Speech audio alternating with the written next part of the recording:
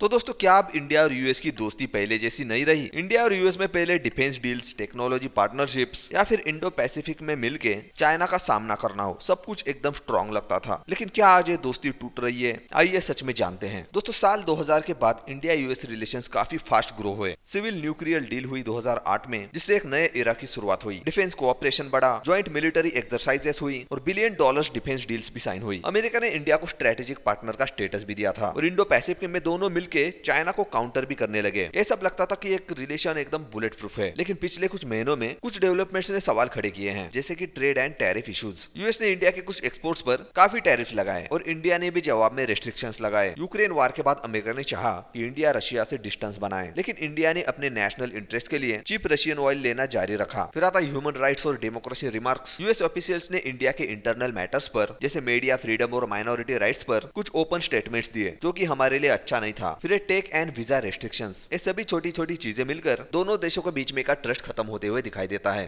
तो दोस्तों, क्या अब दोस्ती खत्म है? तो अब कुछ ऐसा फेज आया हुआ है, अब दोनों भी देश अपने अपने नेशनल इंटरेस्ट को ज्यादा प्रायोरिटी दे रहे हैं। अमेरिका को लगता है कि इंडिया उसकी लाइन फॉलो करे, जबकि इंडिया एक इंडिपेंडेंट ग्लोबल पावर बनना चाहता है। इसलिए कभी कोऑपरेशन होता है तो कभी डिसएग्रीमेंट। तो जवाब यह है कि दोस्ती तो अब भी है, लेकिन एक मैच्योर दोस्ती, जैसे अब हर बात में हाँ नहीं की जाएगी। अपना फायदा पहले देखना पड़ेगा। और हाँ, पॉलिटिक्स में परमानेंट दोस्त या दुश्मन होता ही नहीं है, सिर्फ परमानेंट इंटरेस्ट होता है।